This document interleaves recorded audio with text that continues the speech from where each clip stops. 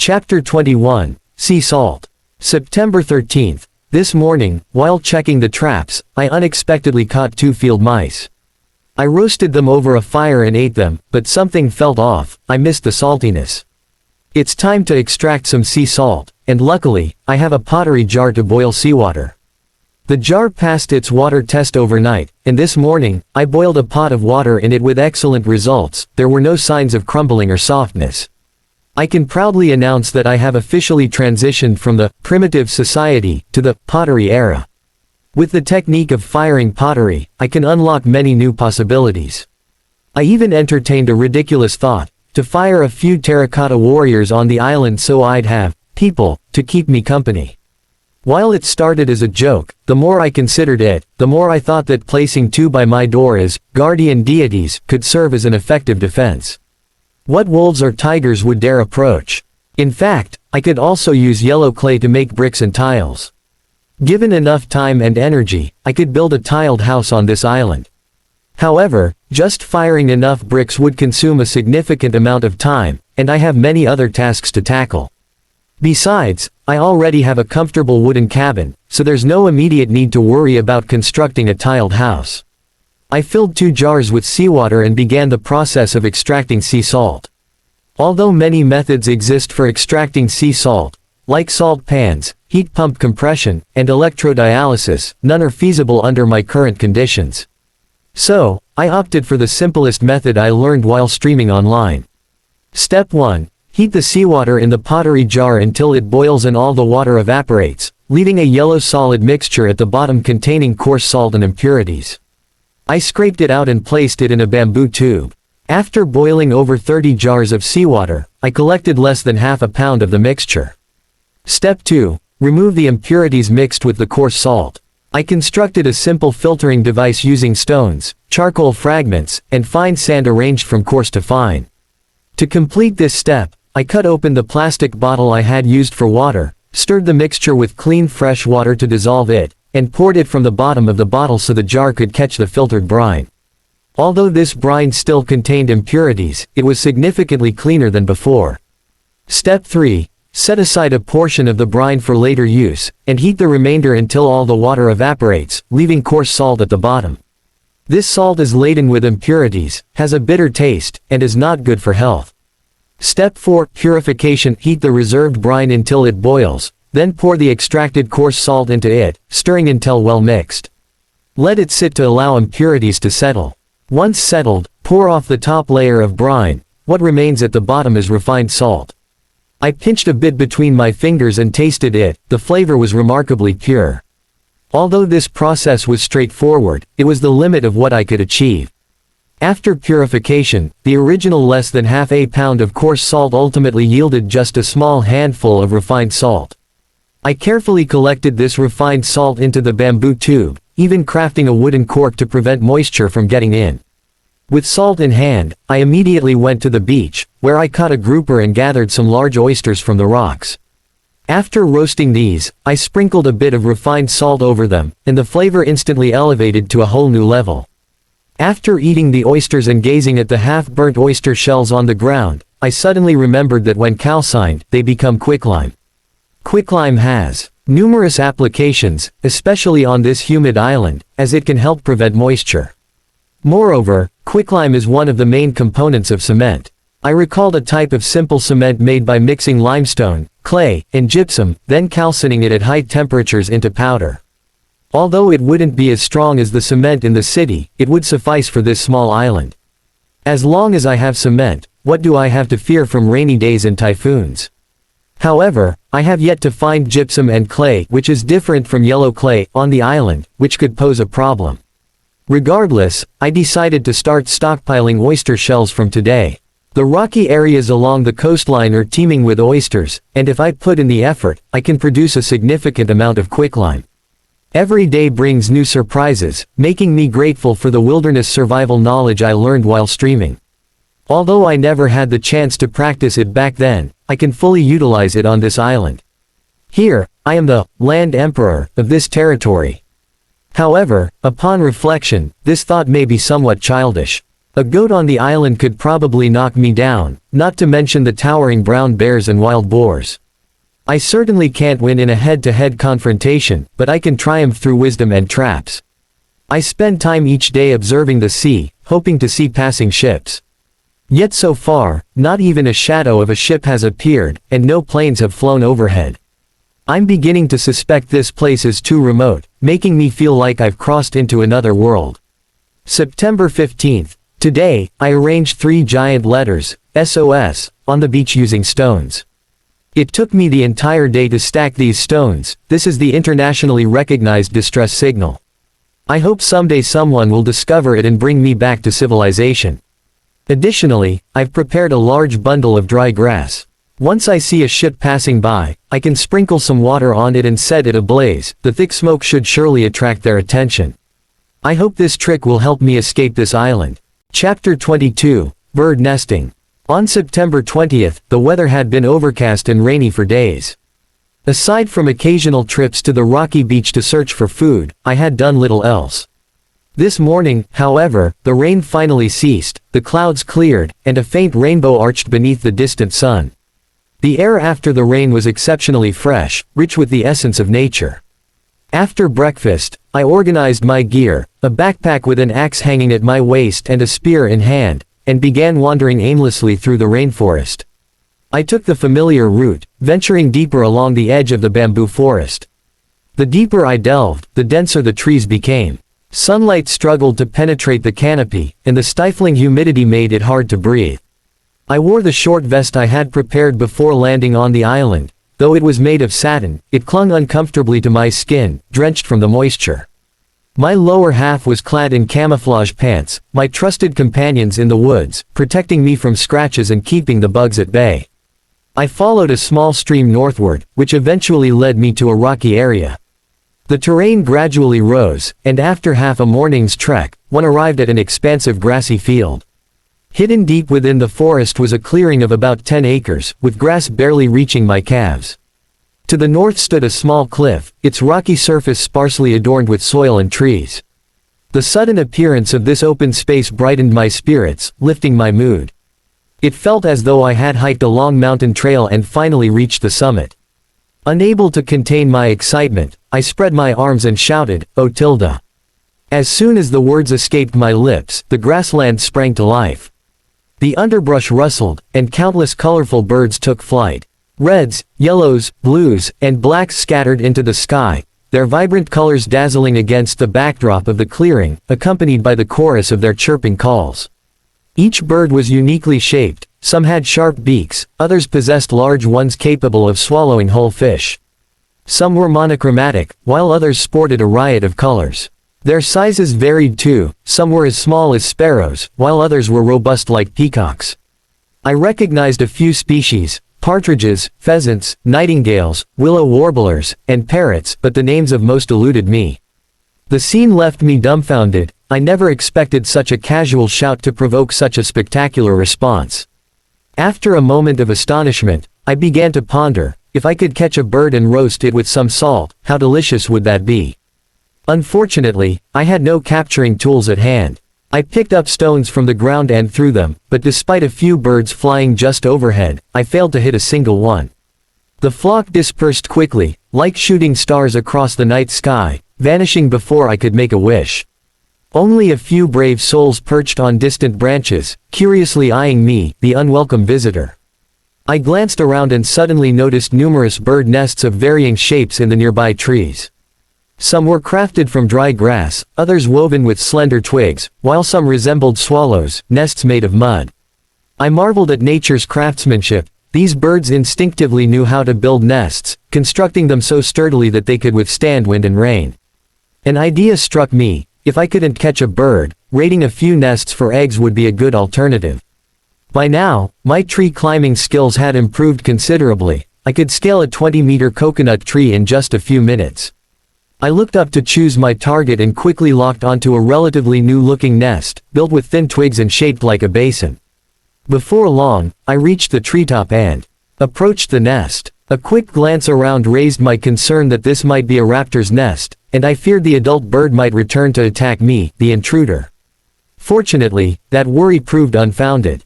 Inside the nest, I discovered some bird feathers and 3 yellow-brown eggs resembling those of a small mountain chicken. I reached in and placed the eggs into my pocket, hesitating for a moment before returning the largest one. It didn't feel right to take them all. For the next 3 hours, I climbed over 20 trees, plundering nests that held eggs.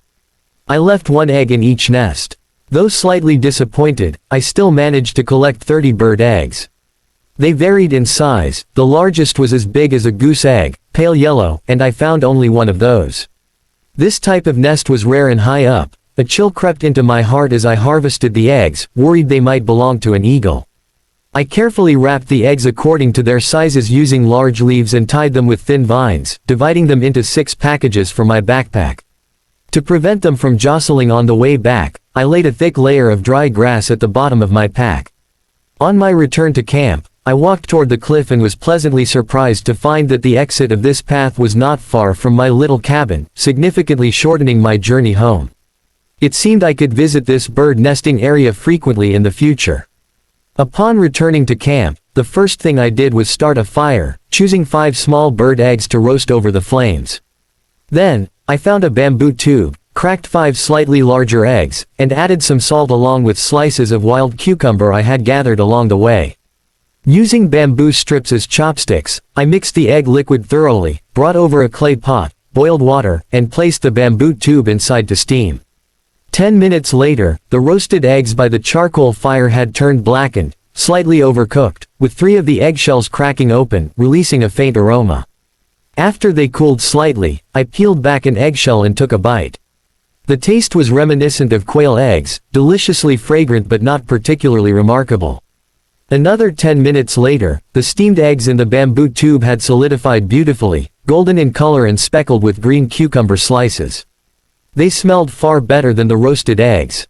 Unable to wait any longer, I picked up a piece and put it in my mouth.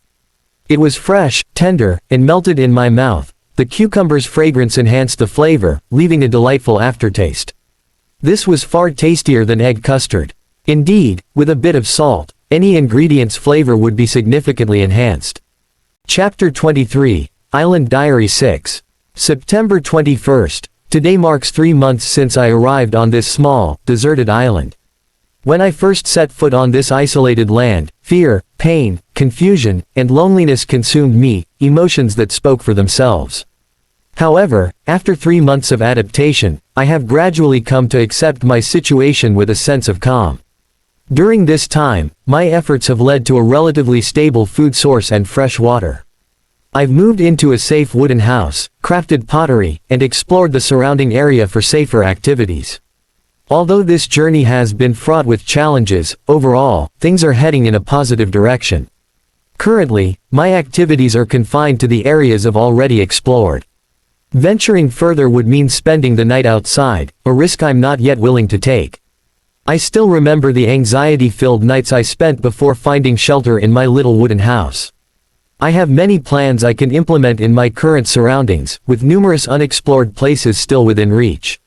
I've always hoped to transform my little wooden house into a vibrant home, almost like a small estate, surrounded by mountains, streams, flowers, and grass. So, I began building a wall, though calling it a fence seems more appropriate. On sunny days, I chop bamboo and branches daily, preparing to construct the fence. Today, after collecting bamboo, I used some of it to create 2 drying racks for dehydrating food. The structure is simple: 2 bamboo poles crossed and inserted into the ground on each side, with another bamboo placed horizontally in the middle and secured with vines.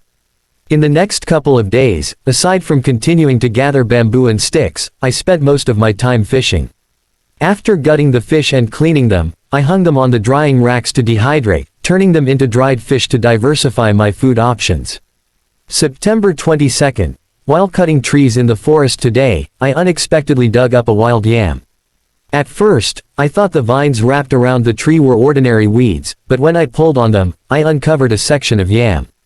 These wild yams are long and irregular, with a surface covered in fine hairs. Upon closer inspection, I found sporadic yam beans and clusters of yellow-green flowers on the plant. I picked the yam beans and placed them in my backpack along with the tubers. Nearby, I also discovered 5 yam plants. Rich in starch, yams could temporarily satisfy my carbohydrate needs, especially since I had harvested almost all the fruits from the chestnut tree and would have to wait for the next season for more. I plan to plant the dozens of yam beans I collected, knowing they can grow into yams.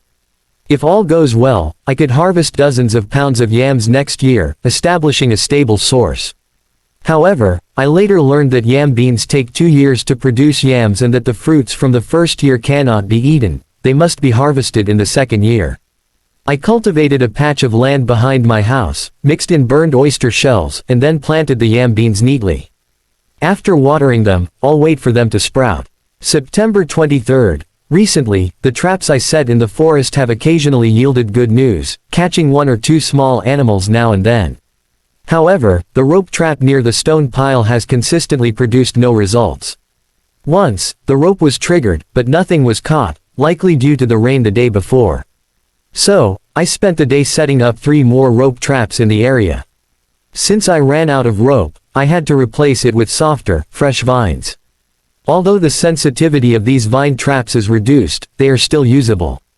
After setting up the rope traps, I decided to dig a pit trap, thinking it might have a higher chance of capturing animals. Digging the pit takes time, and it can't be too shallow, otherwise, a goat could easily escape.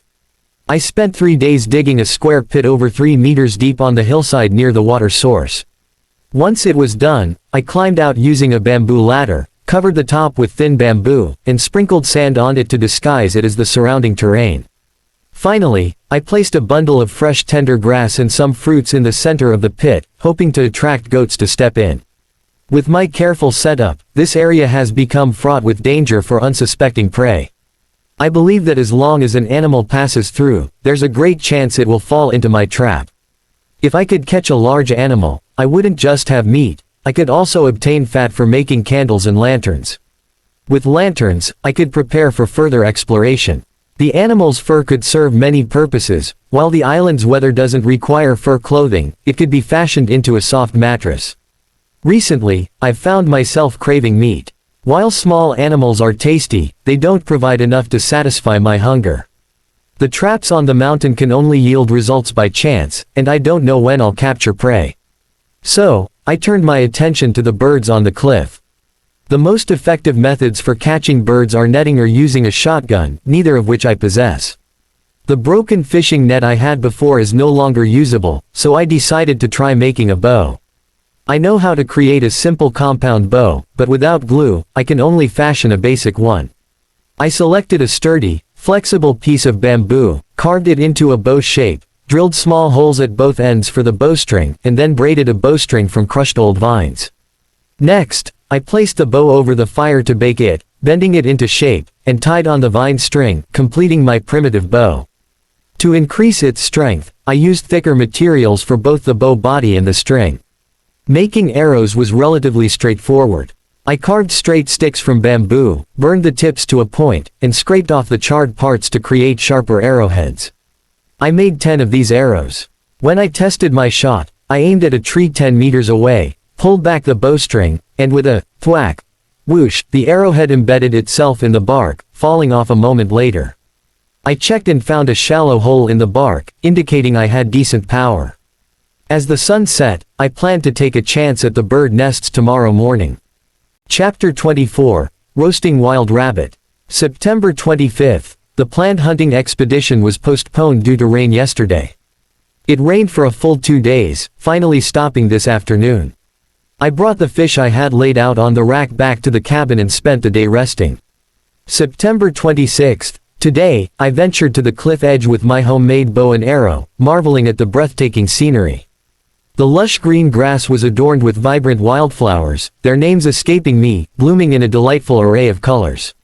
One small purple flower, in particular, emitted a rich fragrance. After the light rain yesterday, the sky was a brilliant blue today, and the sunlight illuminated the scene, making it look like an illustration from an elementary school textbook. I felt like the destroyer in that painting, trampling across the soft grass. I drew my bow, aiming at a large white bird perched on a nearby branch. It was snow white, with a long tail and a tuft of feathers on its head resembling a crown. I aimed for quite some time, finally pulling back the bowstring and releasing the arrow. With a whoosh, the arrow arced through the air, striking the branch beneath the bird and causing it to fall to the ground. Clearly, my bow lacked power, and my shooting range was too short. Even if I had hit the bird, it likely wouldn't have been injured. Undeterred, I continued searching for targets, trying to get closer for a shot. However, reality proved harsh. I couldn't hit a single bird, and eventually, the bowstring broke, leaving me frustrated. Experience taught me that to successfully hunt birds, I needed to improve my shooting accuracy and find more elastic materials for making bowstrings. I recalled that in ancient times, bowstrings were often made from the tendons of large, fierce animals, as their tendons were stronger. Unfortunately, my traps had yet to catch any sizable creatures. This morning, I had replaced the bait in my traps halfway up the mountain with fresh offerings. On my way home, I gathered a large pile of yellow clay. At noon, after enjoying a charcoal-grilled little jerry and a custard made from 5 bird eggs, I shaped the yellow clay into a large block that would fit perfectly in the earthen stove, placing it in a cool spot to dry. With the remaining yellow clay, I crafted 5 pottery jars, which would serve for storing water and cooking rice. There was plenty of yellow clay in the stream by the edge of the woods. With nothing else to do in the afternoon, I hung the half-dried fish back on the drying rack. Next, I set out to build a bed by the cabin window. It was hot on the island, so a bamboo bed would provide better airflow. I constructed a bed about 1.9 meters long, 1.5 meters wide, and half a meter high from bamboo. At 178 centimeters tall, I lay down and turned over a few times. It felt quite nice, though a bit hard. I took out the rubber skin from the kayak I had cut last time, used my axe to cut a piece the same size as the bed, and laid it on top as a mattress.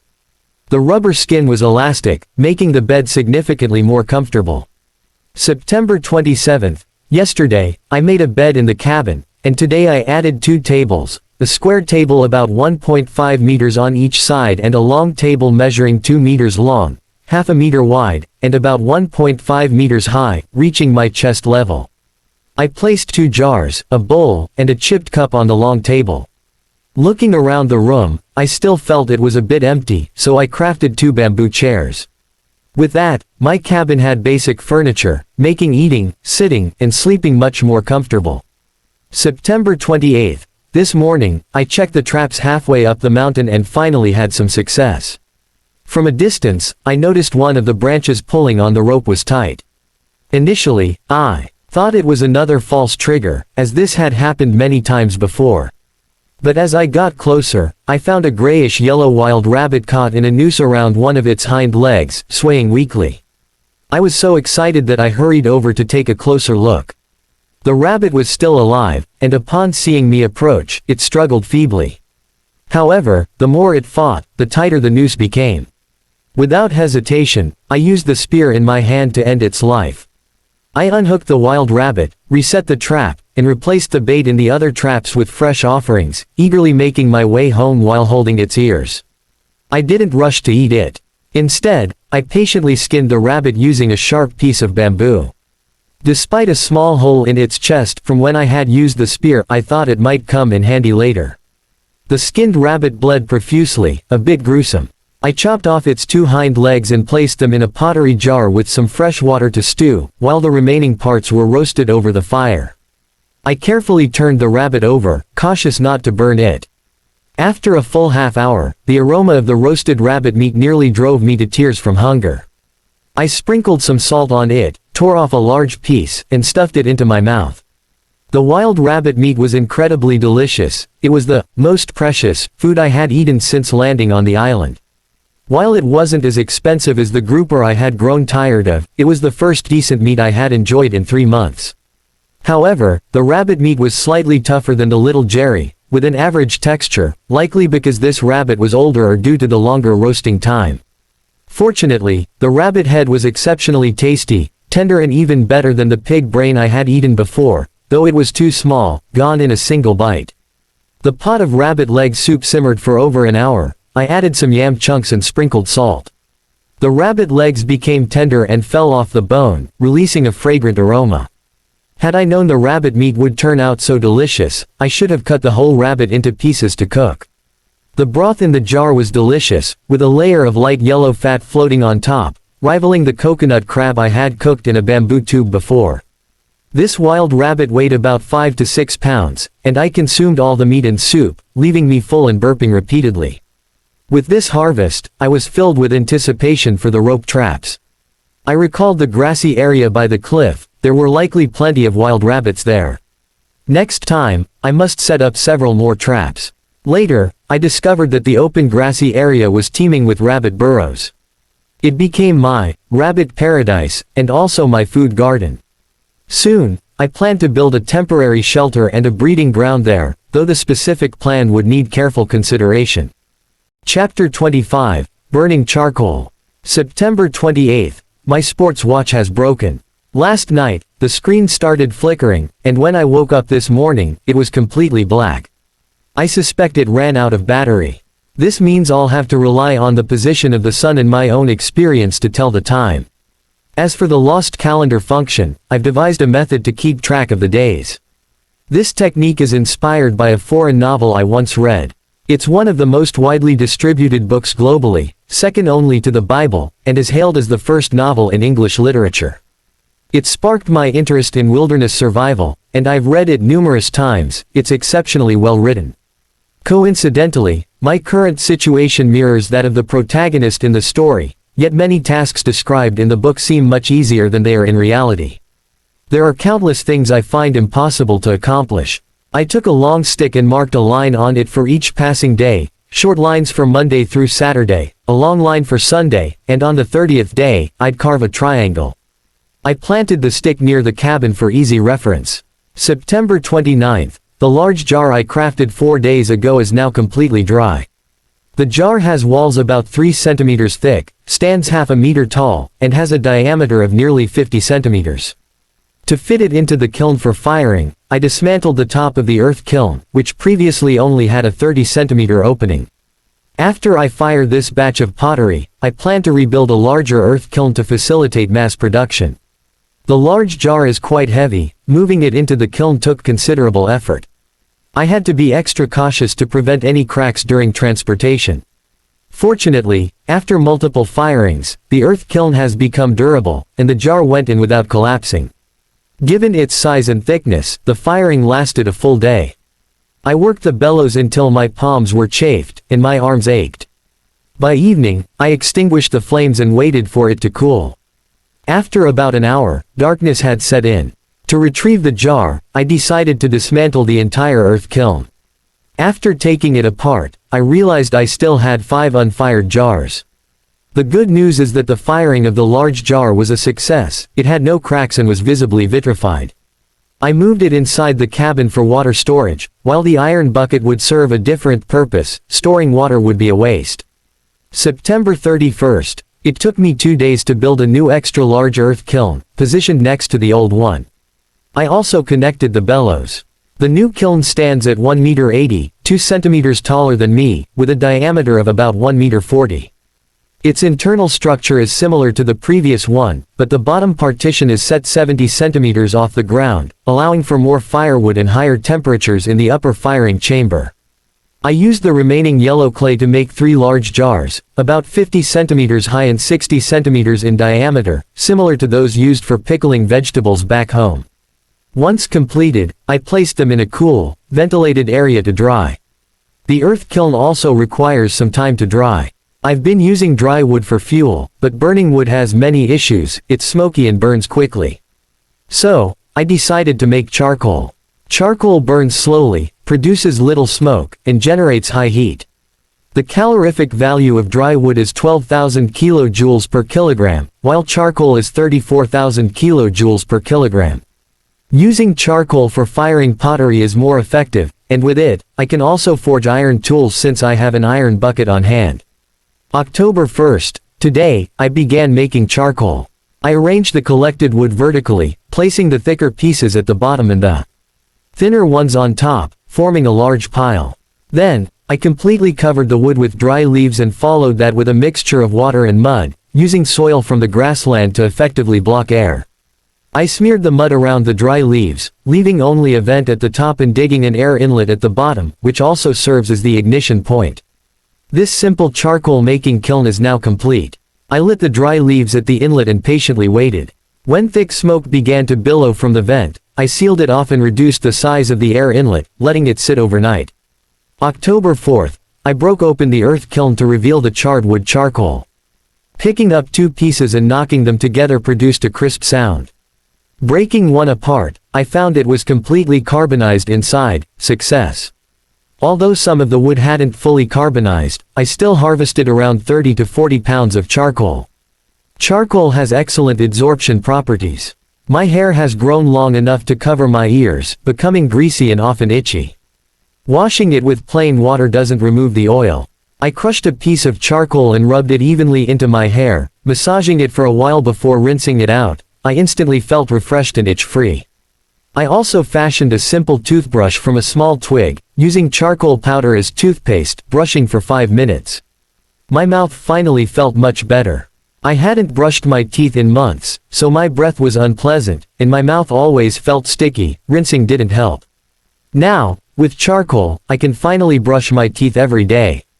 I stacked the charcoal against the cabin wall to protect it from the rain, as it's a precious resource. I also sprinkled some fired oyster shells around it to absorb moisture and keep the charcoal dry. Chapter 26, Rice and Wild Boars. October 5th, this afternoon, as I passed by the drying rack, an overpowering stench of rotten fish hit me. Upon closer inspection, I found that the dried fish had begun to decay, some even covered in unsightly green mold. It occurred to me that these fish had not been properly salted. The salt concentration was insufficient to prevent spoilage. October 7th, after 2 days, I successfully extracted 2 full jars of sea salt and caught 30 sea fish again. After gutting and cleaning each one, I liberally coated them with salt and hung them back on the drying rack. October 10th, over the past 3 days, I constructed a simple awning about 10 meters from the wooden cabin. It's supported by 4 wooden posts, with a mortise and tenon structure at the top, bound with vines to slender bamboo poles and covered with large leaves. Measuring approximately 5 by 6 meters, the awning effectively blocks sunlight, providing a spacious shaded area for detailed work. October 11th, while cleaning out a bird's nest today, I stumbled upon a head of rice, its golden grains plump and glistening.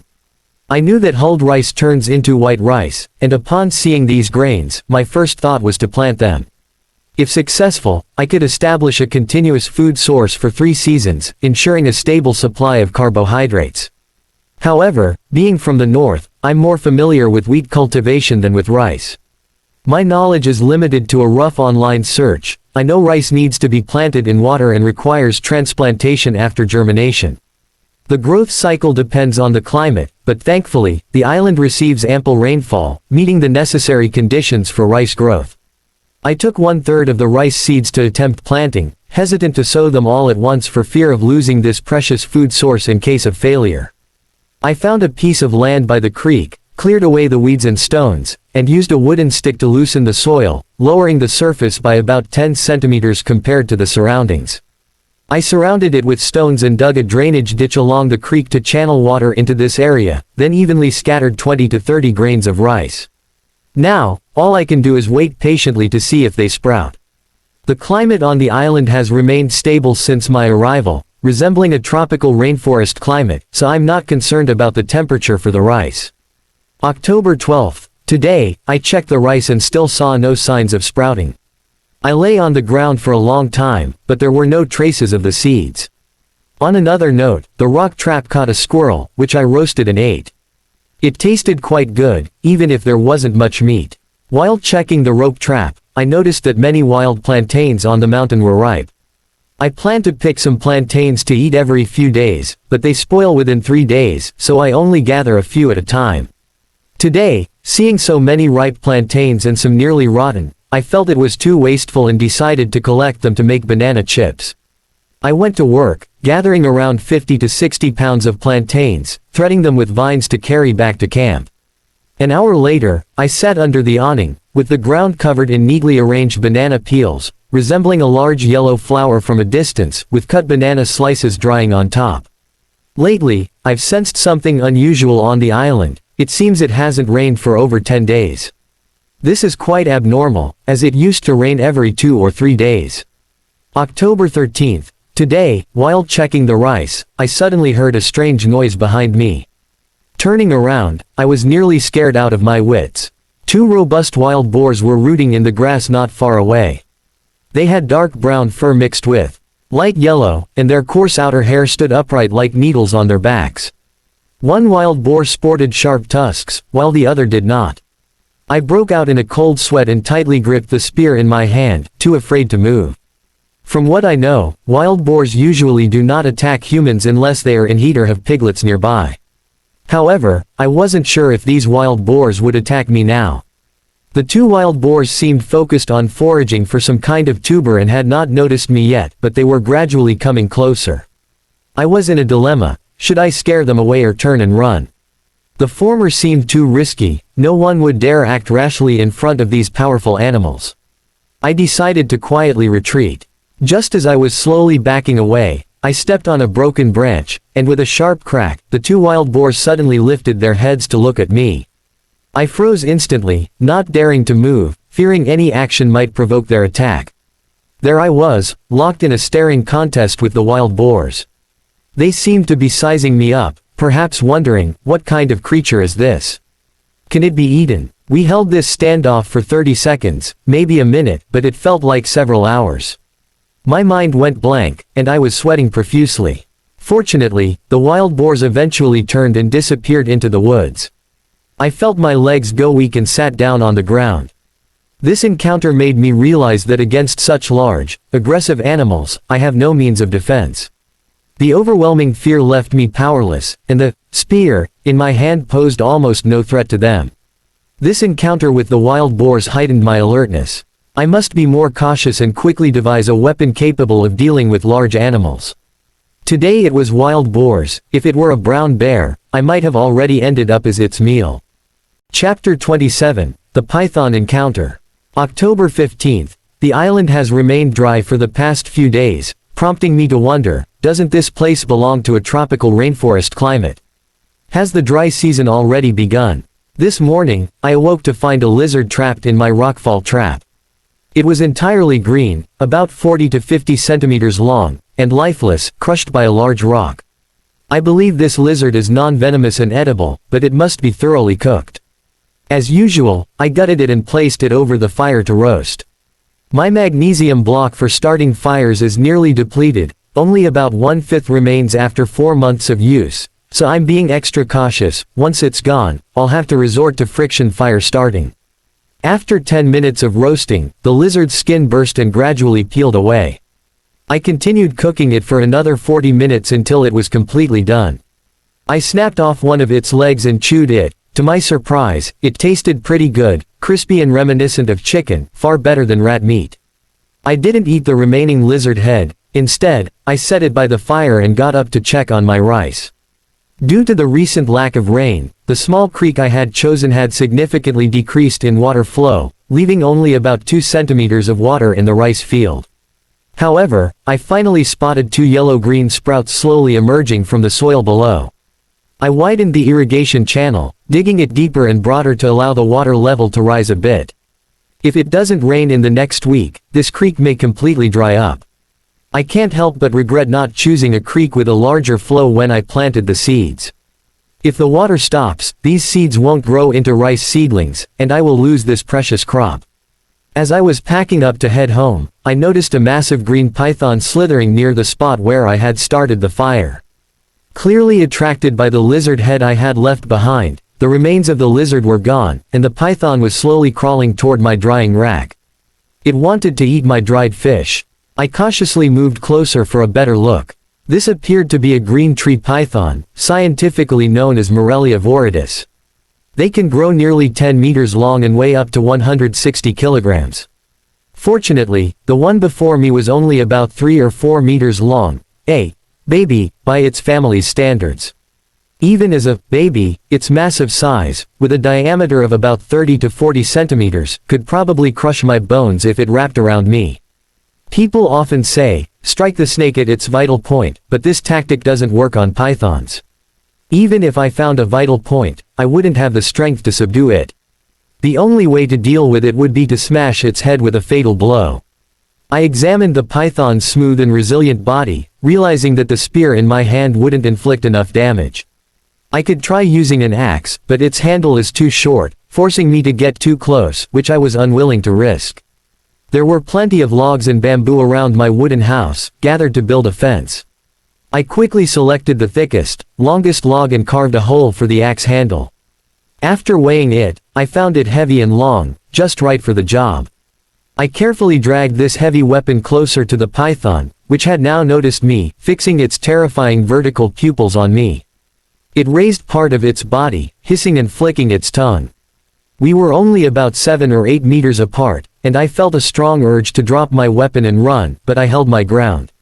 I didn't want to flee anymore, I had to defeat it. Lowering my center of gravity, I bent my knees and arched my back, raising the weapon high above my head with all my might. In that moment, the python seemed angered by my action, shaking its upper body back and forth, adopting an attack posture, and continuously opening its wide mouth to reveal its fangs while issuing a hissing warning. I steeled my nerves and cautiously stepped within 3 to 4 meters of the python, then brought the weapon crashing down on its head with all my strength. In a life or death situation, a person can unleash unlimited potential. Indeed, I struck true. After hitting it, I didn't stop to check the result, I turned and ran. After sprinting about 100 meters, I paused, panting heavily, and turned back to look at the python. The axe was embedded deep in its head, bloodied and mangled, while the massive body of the snake coiled around the entire log, writhing in its final struggle, as if it wanted to take its enemy down with it before dying. Despite suffering such a severe injury, the python continued to thrash for more than 20 minutes before gradually calming down, finally remaining motionless, coiled around the log. I watched for over 10 minutes, confirming that it was no longer moving, then cautiously approached and gently kicked its body with my foot, finding it unresponsive. Just like that, I had hunted the largest beast I had encountered since landing on the island. Now came the moment to reap the rewards. I stretched the still flexible python body flat. It must weigh over 60 pounds. I struggled to skin it and obtained a strip of python tendon, very tough and resembling a thickened cowhide tendon. I thought it would be perfect for making a bowstring. Thus, the giant python, which had initially wanted to steal my food from the drying rack, became food itself, which I hung on the drying rack. I cut it into 5 pieces, coated them with salt, and since my original drying rack couldn't hold this much snake meat, I made a longer one. Fortunately, this wasn't difficult. I cleaned the python tendon and hung it out to dry as well. Aside from the pickling and drying process, I set aside a piece of fresh snake meat weighing about 2 pounds. I stewed this piece. It was the most delicious food I had eaten since landing on the island. The broth was white and tender, melting in my mouth. The snake soup was thick, fragrant, and so delicious that I nearly lost myself in it. Having only eaten small grass snakes before, I found their taste somewhat fishy, likely due to poor preparation.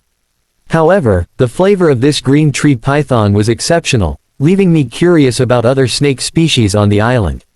With this effort, I now had a stable source of protein, fish, oysters, and shellfish, along with the occasional small rodent. I was also not lacking in vitamins, as there were plenty of wild fruits on the island. However, my sources of carbohydrates and fats were unstable. The yam I planted had begun to sprout, but I didn't know how long it would take to mature. The edible chestnuts from the wild chestnut trees I discovered in the forest had all been eaten, leaving me reliant on mammals for fat. I particularly wanted to catch some wild goats and attempt to domesticate them, but unfortunately, I had only seen their footprints so far. Chapter 28, Making a Bow. October 16th. I have gathered a substantial amount of material for building a fence and have started planning to construct a circular enclosure. As always, I begin by marking out the approximate location on the ground before proceeding to build along that line. Since I have no nails, I keep things simple. I use a wooden stick about a meter long as a measuring tool, digging a small hole at each stick's length. Then, I pound a stick into the ground using stones, leaving about 1.5 meters of it above ground. After driving in 2 sticks, I tie together 5 horizontal bamboo poles with vines, securing them in place. This is how I build, one section at a time. October 19th. After 2 days of hard work, I have roughly completed one side of the planned western fence, which faces the forest behind the wooden house. I believe all dangers come from the woods, while the sea animals won't come ashore to attack me. I'm not in a rush to finish this task, so today I plan to focus on something else. I head to the rice growing plot, where the stream today flows only with a weak trickle. The low area I dug out has dried up, leaving just 5 frail seedlings, my first batch of rice sprouts, likely not to last much longer. I can confirm that the island has entered the dry season. In the past half-month, there has been only one light rain, causing many streams in the forest to dry up. Even the water in the crevices of the rocks where I go to fetch water has significantly decreased. This is not a good sign. I don't know how long this dry season will last or how little rain we'll receive. Although I believe it won't affect me much, I think it's wise to be cautious. So, I collect a lot of yellow clay, shape 2 large lumps, and set them out to dry, planning to fire them into pottery in a few days for water storage. After completing these tasks, I go to the back garden, the grassy area by the cliff, and start collecting bird eggs. Recently, I've noticed many bird eggs have begun developing embryos, some even resembling small chicks when opened. These eggs are delicious when roasted, crispy like living pearls among chicken eggs. I've learned to identify these eggs by shaking them and feeling the changes in the liquid inside. As I collect the bird eggs, I watch the birds flying back and forth, and my desire to taste them grows stronger. So, I decide that once I return to camp, I will immediately make a large bow. The snake tendons I've collected are excellent materials for bowstrings. On my way back, I pass a tall tree by the cliff and discover a large beehive at the top. My uncle keeps bees, and I've learned how to tame a wild honeybee colony, so I quietly note down this location. Back at the camp, I carefully place the bird eggs in a jar designated for them and begin crafting the large bow. First, I focus on the bow's body. While bamboo would be the most suitable material, I lack adhesive, and a single piece of bamboo would be too weak and prone to breaking. Therefore, I decide to use wood instead. The snake tendon I gathered is thick and incredibly tough, indicating that I need to construct a sturdy bow body. I cut down a solid piece of wood in the forest, retrieving a section about 1.5 meters long. At the densest part of the wood, I carve out a 5 centimeter thick plank. I find a sharp piece of charcoal to use as a pencil and draw a rough sketch of a bow on the plank, resembling a 3. I then carefully chop out the rough shape with an axe, slowly refining and polishing it. The completed bow body is about 1.3 meters long, which I smooth with a wet, smooth stone. The bow is thicker in the middle and tapers at both ends to ensure the hardness at the center and overall flexibility. After carving grooves at both ends, the bow body is complete. Next, I cut a piece of snake tendon slightly longer than the bow body, tie one end, then pull the tendon straight, wrapping it around the other end of the bow body while tightening it, causing the bow body to bend slightly. Once finished, I try pulling the bowstring with force. It feels incredibly stiff. It requires considerable effort to pull it a little, but I can't draw it fully. Given the ample material used for the bow body, it weighs over 30 pounds, making it somewhat cumbersome to lift. I release my grip on the bowstring, and with a twang, it snaps back with significant force.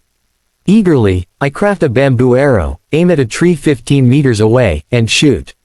Whoosh! Bang! The arrowhead embeds deeply into the trunk. Now, I possess a powerful long-range bow. I think to myself, this bow could easily penetrate that python from a few days ago within 10 steps, even inflicting damage on the tough skin of a wild boar. Then, I make 20 more arrows and store them in a bamboo tube quiver. September 20th. Carrying the large bow I made yesterday, I unleash chaos in the back garden, capturing 3 birds. These foolish birds stand on the tree, waiting for me to shoot them. Due to my previous underwhelming attempts, I don't injure any of them. Instead, those silly birds seem to mock me, probably thinking, "Look, this foolish bird is back. What does it want this time?" Only when they see their companions being cruelly shot down and plummeting to the ground do they screech and scatter in all directions. As I pick up the 3 fallen birds, I realize I can't identify any of them. One is a large bird entirely white except for its black beak, another resembles a thrush but is much larger, and the third is colorful, like a flying wild duck. All 3 birds are sizable since I specifically aimed for easy targets. I take the 3 birds back to the camp and begin to gut them.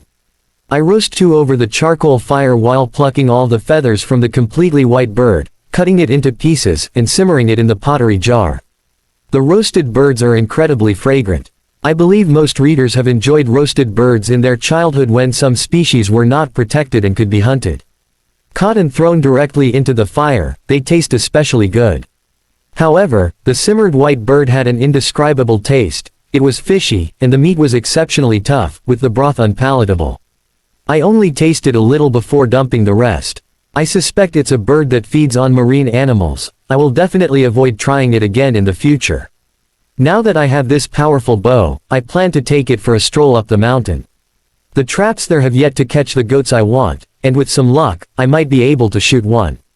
As darkness falls, I decide to plan for tomorrow. Chapter 29, Climbing the Mountain and Overlooking the Island. October 21st. Today, I'm preparing to take my newly crafted bow to climb the northern mountain. My goal is to reach the peak and take in a panoramic view of the island and its surroundings. Perhaps I'll catch a glimpse of some land where humans live or see ships sailing in the distance. This time, I plan to spend the night on the mountain, so I've packed plenty of supplies. My backpack is filled with several large pieces of charcoal, magnesium sticks, and some food: 2 hard, dried salted fish, a piece of partially dehydrated snake meat, and 5 roasted bird eggs. An axe hangs from my waist. I grip a spear in one hand, and my newly crafted bow is slung over my shoulder. Fully armed, I set off, climbing up the rocky terrain. The load I carry weighs about 70 to 80 pounds, making my ascent painfully slow. After about 2 hours, I need to stop for a break. As the afternoon sun begins to set, I finally reach the highest point I attained during my last visit, the spot where I found goat tracks. Unfortunately, there are still no signs of wild goats. I decide to rest for the day, lighting a fire to roast a salted fish for dinner. The dried fish tastes decent, though it's a bit too salty. I manage to eat half of it along with 2 bird eggs and drink plenty of water, grateful that I was able to collect fresh water during my climb. October 22nd. I continue climbing higher along the rocks, entering uncharted territory. I tread carefully, paying close attention to my surroundings. At noon, I glance at the treetops above and the distance to the mountain's foot. I've climbed nearly halfway. During this ascent, I discover a relatively flat area on the mountainside, abundant with wild grapes. The grapes are large and purple, nearly indistinguishable from cultivated varieties. The ripe fruits are incredibly sweet, lacking any sourness. The vines sprawl chaotically, laden with tempting clusters of purplish red fruit. However, my gear is too cumbersome to carry the easily squished grapes, so I indulge in eating them before setting off again. By evening, I've climbed about 2/3 of the mountain and am nearing the summit. Strangely, as I approach the peak, the trees become sparser. I light a fire to prepare some food and rest beside the warmth of the flames. That night, I find it hard to sleep. This area is far from my previous haunts, and everything feels unfamiliar. The mountain night is particularly eerie, with flickering firelight casting dancing shadows among the trees and distant bird calls echoing in the dark. I scan the surroundings, worried that glowing green eyes might appear from the shadows. Fortunately, nothing happens. October 23rd. At noon today, I finally reach the summit of the mountain. Standing on the peak, I discover a barren area shaped like a platform, hidden from view by the dense trees below. At this moment, a strong scent of sulfur wafts through the air. The ground is extremely hard, and I realize this is a volcano that must have erupted long ago. I walk southwest along the mountaintop. My landing spot is on the eastern side of the island, and from here, the southwest direction allows me to see the entire island. As I reach the southwestern edge, a massive island unfolds beneath me. It takes on an irregularly elongated oval shape, with approximately 60 to 70% coverage. In the northwestern part of the island, I spot a large lake that appears to be freshwater. Nearly all the small streams in the forest originate from this lake. A wide river meanders through the forest, eventually flowing into the sea via the gorge I mentioned earlier. There are 2 significant beaches on the island. One is the beach on the east where I reside, and the other lies to the southwest. That beach dips into the island, too far away for me to see clearly, but I can vaguely make out some black rocks.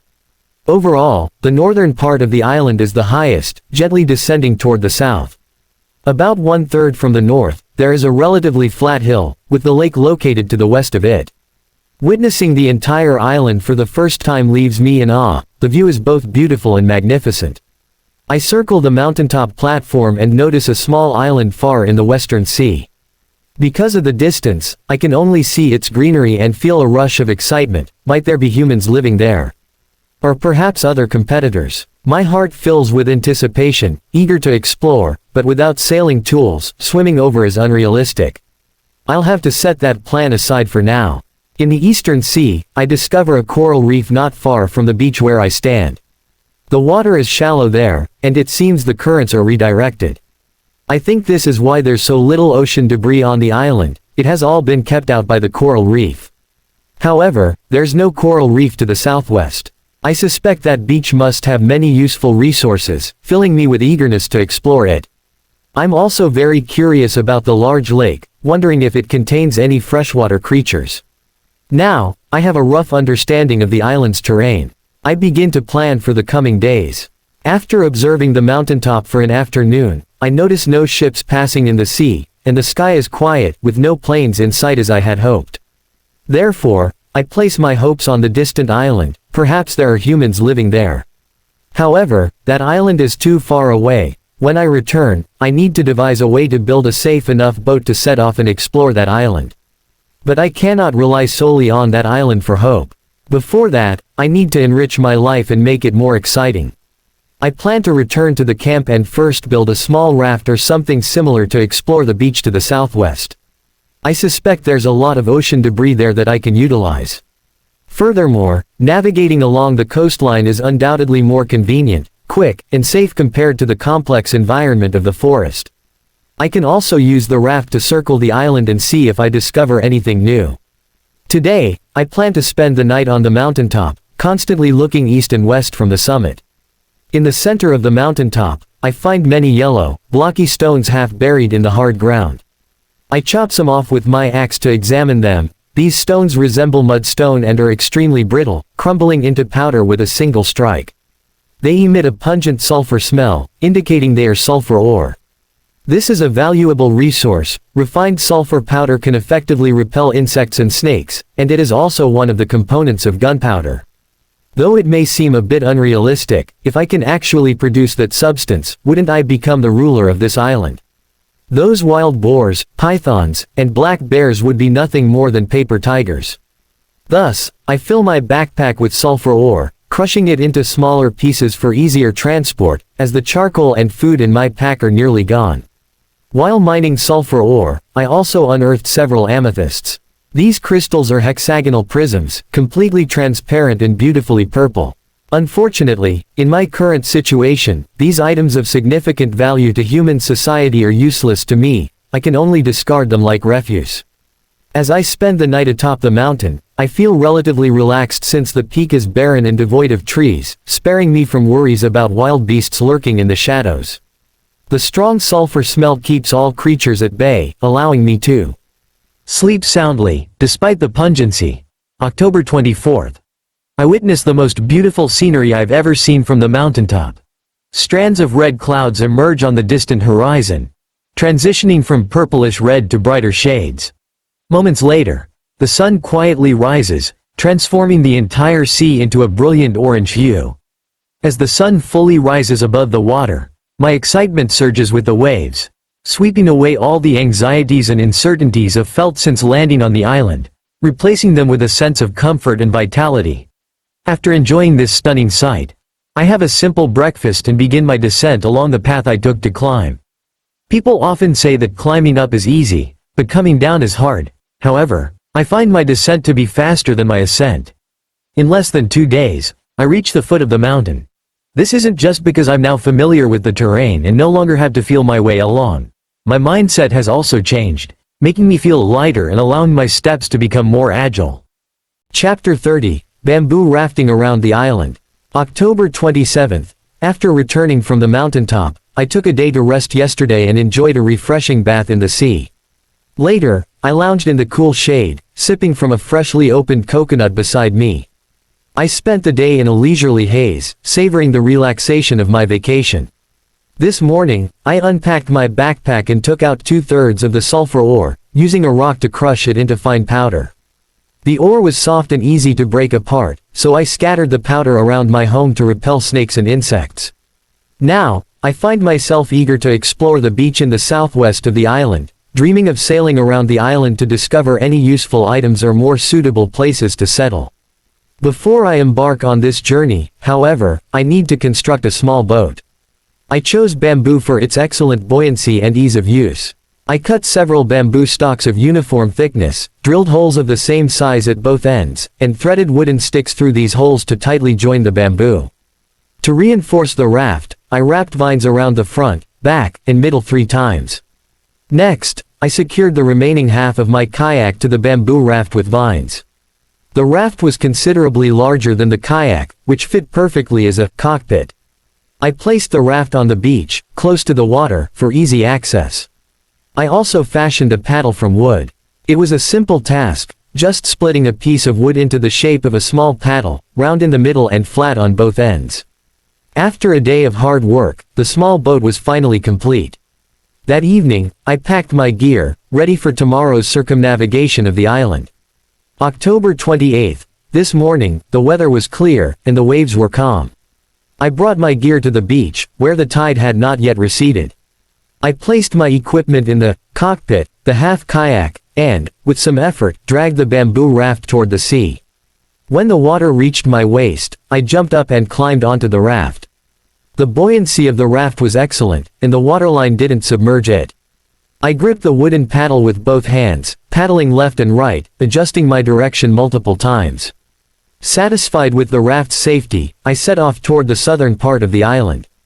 Before long, I arrived at the channel, which was wide after the tide receded. From the mountaintop, I had seen this channel winding toward a large lake. I considered paddling down this route for a closer look, but ultimately decided against it, my curiosity pulling me toward the southwestern beach instead.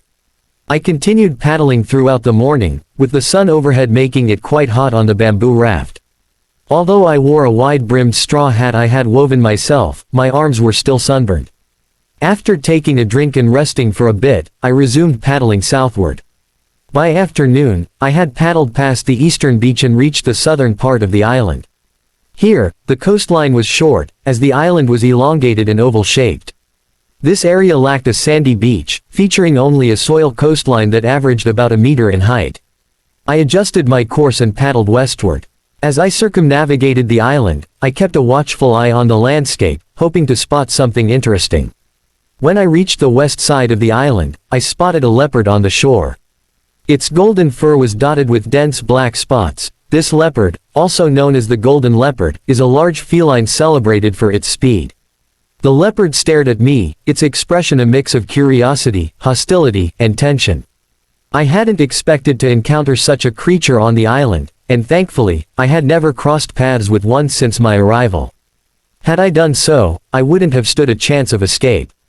I paddled the bamboo raft away from the shore, knowing leopards could swim, while I was moving slowly with my wooden paddle. If it leapt into the water, it could easily catch up to me. Fortunately, that scenario did not unfold. The leopard merely leaned forward to observe me as I distanced myself before disappearing from view. The afternoon sun felt less harsh, and a cool breeze began to blow. I quickened my paddling pace and sped toward the other side of the island. Finally, as evening approached, I caught sight of the southwestern beach. From a distance, I saw that the beach was indeed strewn with ocean debris. Perhaps the absence of coral reefs to block the tide had contributed to the roughness of the waves on this side of the island. They crashed against my bamboo raft, making me hesitant to look around too much as I paddled full speed toward the beach. Half an hour later, I landed on the shore, and the sight of the vast amount of ocean garbage thrilled me. The discarded waste looked like treasures in my eyes. A quick glance revealed numerous plastic bottles, glass bottles, an abundance of foam boards, wooden pieces, broken barrels, rusty iron drums, woven bags, and tangled fishing nets. I even spotted a cremation urn. These pieces of debris bore many incomplete patterns and letters in various languages, most of which I couldn't recognize, except for a familiar brand of soda bottle. I immediately began collecting useful items, starting with 3 large iron drums. Though rusty, they were still intact. I filled one of the drums with unbroken plastic bottles and gathered some of the tangled fishing nets. I also found various fish hooks, which, although rusty, could be sharpened and reused. I selected some larger, intact foam boards. The wooden barrels had rotted in the seawater and were unusable, while the cremation urn remained relatively intact, though I dared not touch it, perhaps someone's soul rested inside. I strolled along the beach, picking up debris as I made my way east. As I neared the end of the eastern beach, I froze. There was a boat. A fishing boat. Realizing what I had seen, I dropped what I was carrying and ran excitedly toward the vessel. However, as I approached, I discovered it was a wrecked and abandoned fishing boat, likely washed ashore from afar and stranded on the beach. The identification numbers and letters on the hull had been eroded beyond recognition. It was an old-style boat with a gaping hole in the bottom and a battered hull. With some effort, I climbed onto the deck. The wood creaked underfoot, and occasionally I would step on a board, causing a hole to form. I carefully searched the boat for any usable items. After thoroughly scouring the small vessel, I was ecstatic to find several treasures: a large pair of scissors, 2 large axes, a long-handled shovel, the kind used for fishing, the wooden handle of which had rotted away, and a hefty machete with a blade measuring half a meter long.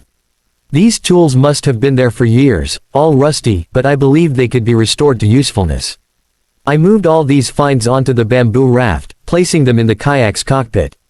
At this point, I worried whether the raft could bear the weight. As night fell, I decided to find a safe spot on the beach to spend the night, planning to set off again in the morning to avoid getting lost at sea. Drifting into another maritime area would certainly be troublesome.